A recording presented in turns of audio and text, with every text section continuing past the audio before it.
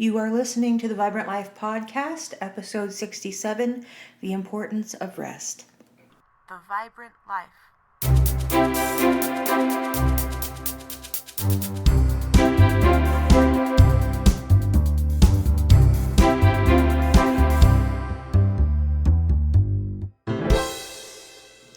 Hey you, it's time for another Vibrant Life Podcast. I'm Emily Romrell, and I'm so happy to be here with you as we take a few minutes to examine part of what it means to live your best life. I hope you've had a great week. I definitely have. It was my birthday last Sunday, and I had a blast spending some time with family and friends. I'm officially 37. Kind of blows my mind a little bit, but I'm excited about that and all of the adventures ahead. Just really quick, if you're enjoying this podcast, I'd love a quick review on Apple Podcasts or whatever platform you listen on. And don't forget to hit that subscribe button so you won't miss future episodes. I really do appreciate your support. It means a lot.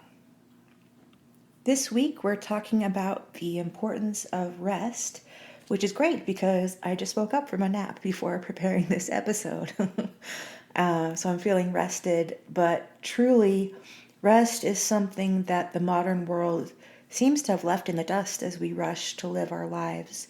And I'm here to provide the idea that being well rested offers you a much happier and a more productive life experience. There's a great quote by Thich Nhat Hanh. I hope I'm saying that right. Gosh, these Eastern names. I think it's Thich Nhat Hanh. He's really famous. If you look up Buddhist teachers, I've actually read a couple of his books. He's amazing. But he's this Buddhist monk. And he said that it's very important that it's very important that we relearn the art of resting and relaxing. Not only does it help prevent the onset of many illnesses that develop through chronic tension and worrying, it allows us to clear our minds, focus, and find creative solutions to problems. So I think that's all very true. And I want to share another fabulous quote with you, and this is from the street artist Banksy, who does all that graffiti street art, which is awesome. So, you kind of get all ends of the individual spectrum. But Banksy says that if you get tired, learn to rest, not to quit. These two quotes sort of encapsulate my message today, that rest is vital to your health and the way you operate in the world, and that when we feel like giving up, we just need a good rest, and then we can tackle our problems as refreshed individuals with renewed perspective. So first of all, I want to talk a little bit about sleep. Sleep is something that your body needs to function. Obviously, it's a vital bodily process that affects every system in the body. It's absolutely necessary for a healthy immune system, your metabolism, memory, and brain function. We reset, recoup, and re-energize ourselves when we get enough sleep. And in fact, no matter what you are doing, your body's going to force you to fall asleep when you get too depleted. However, many of us push ourselves past the recommended limits with things like caffeine or mental stimulation with electronics and screens and things, or even just by staying awake with pure force of will. And that's not great, my friends. Sleep is something that I really struggle with, so please don't think I'm coming from a place of authority here. My sleep schedule is all over the place, and one of the reasons I'm focusing on this topic is as a personal motivator to try and be better. I can tell you from experience that if you don't get enough sleep, it will affect every area of your life. So there's that. And I'm not the only one. Doctors recommend that adults get between 7 to 9 hours of sleep per night.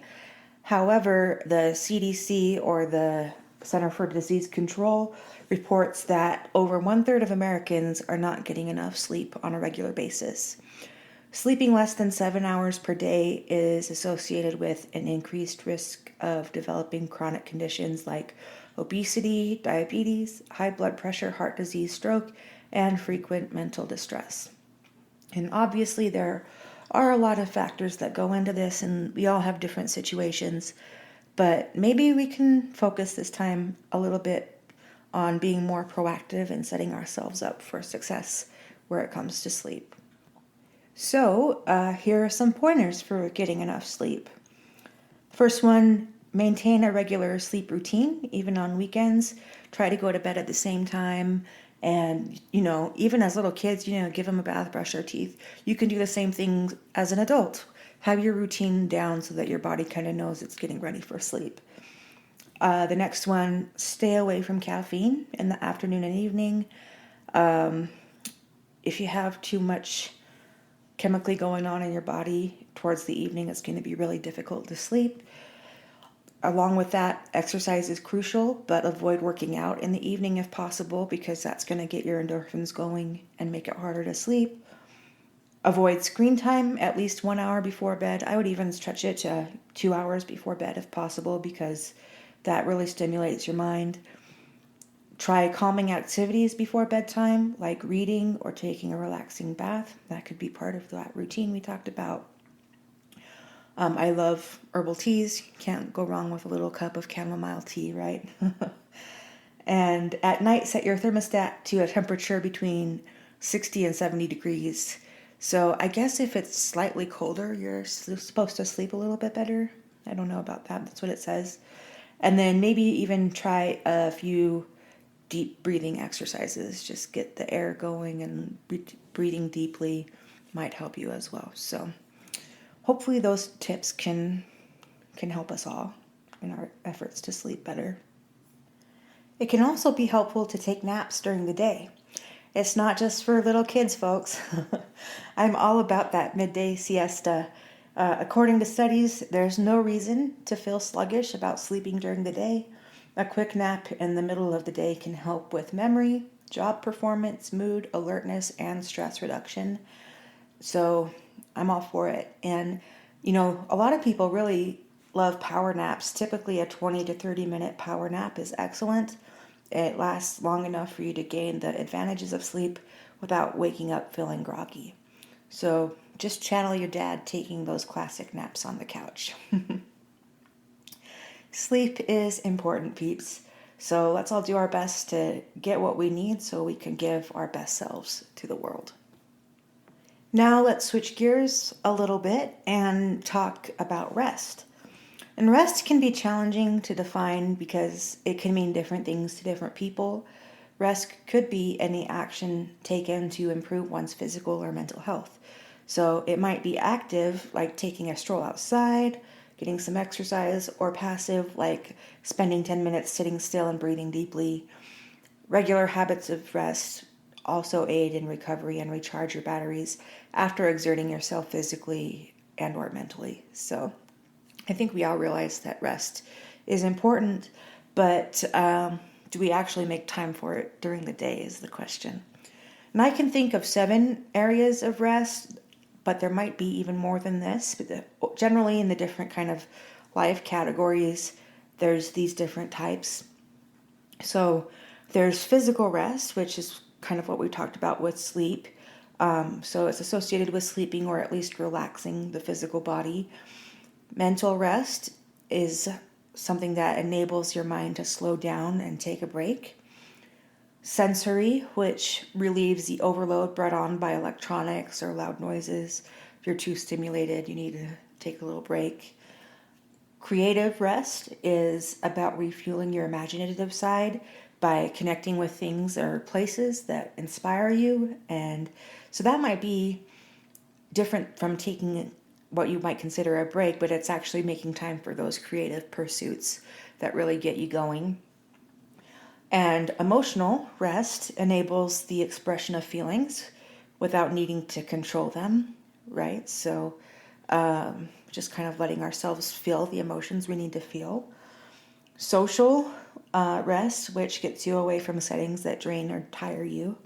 And then spiritual rest, which happens when you connect with your spiritual side through things like prayer or meditation practices. So, there's lots of different areas where we might need rest, different buckets we kind of need to fill in order to live that vibrant life, right? And if you are depleted in one of these areas, life can be very wearisome and it will be difficult to move forward as your best self. I can vouch for that personally. So I'd encourage you to find ways to rest in each of these categories in ways that are meaningful for you. If you are aware of the tech news these days, you've probably heard of ChatGPT or GPT. ChatGPT. Gotta say that, wow. It's gone viral, you probably already know, and it's taken the internet world by storm. Basically, ChatGPT is a text-based AI, and it can do all kinds of things from answering questions to writing code and even creating original stories. So I thought it would be fun to kind of try it out and even give my brain cells a quote unquote rest instead of like trying to write my own story, which I could do. I would love that. But I would just thought it would be fun to try it out for this podcast. So I asked this AI to write a fable for me, and it actually turned out pretty good. So here's an example of maybe how we can use technology to rest and use our time in different ways. So here's the input I gave the AI or ChatGPT. I said, write a modern fable about the power of resting rather than quitting. Use language that's easy to understand but on an adult reading level. Don't be too obvious and make the story both interesting and impactful. Use examples from modern day life, but use animals as the main characters of the story. Contrast the stress and overwhelm of a hurried life to the health benefits of taking a rest. And here's the story that came out. Once upon a time, in a bustling city, there lived a hard-working aunt named Antoinette. Antoinette was always busy, bustling from one task to another, never taking a break. She was known for her impressive work ethic and was highly respected by her colony. One day, Antoinette was assigned the task of collecting food for the winter. She worked tirelessly, gathering as much food as she could carry. But as she was returning to the colony, she stumbled, and all the food she had gathered spilled onto the ground. Antoinette was so exhausted that she felt like giving up. Just then, a wise old beetle approached her. Antoinette, why don't you take a break? You have been working so hard, and it seems like you could use a rest. Antoinette was taken aback. She had never thought of resting before. But the beetle's words made sense, so Antoinette decided to take a break.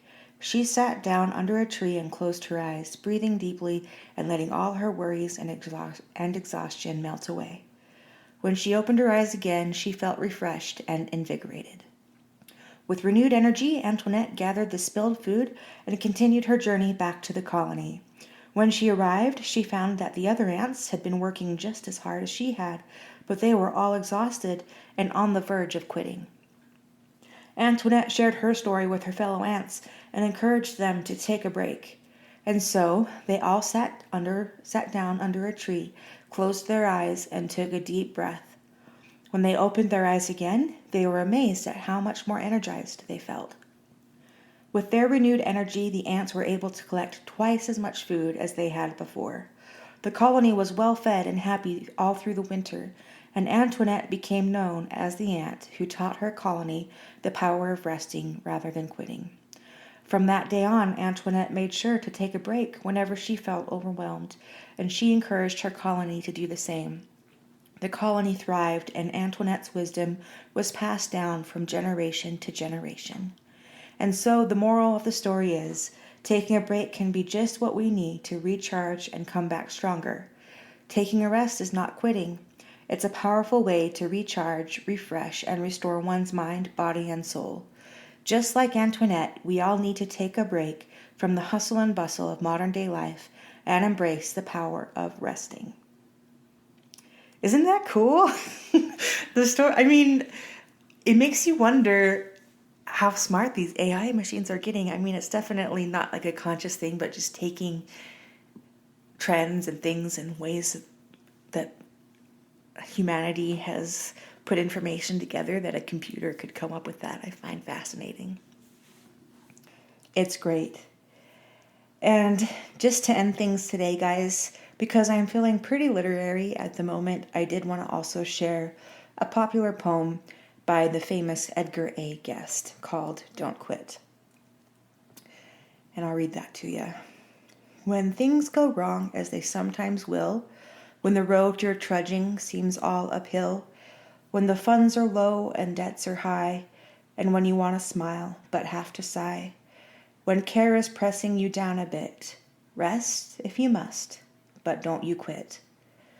Life is queer with its twists and turns, as every one of us sometimes learns, and many a failure turns about when he might have won if he'd stuck it out.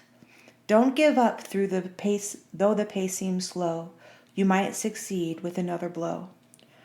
Often the struggler has given up when he might have captured the victor's cup, and he learned too late when the night slipped down how close he was to the golden crown. Success is failure turned inside out, the silver tint of clouds of doubt. And you never and you never can tell how close you are. It may be near when it seems afar. So stick to the fight when you're hardest hit. It's when things seem worst.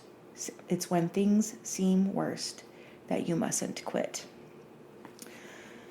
Well, I just love that poem, and I love that there are so many examples in stories and poetry and in real life that show us the power of resting and not quitting and persevering and just keeping going.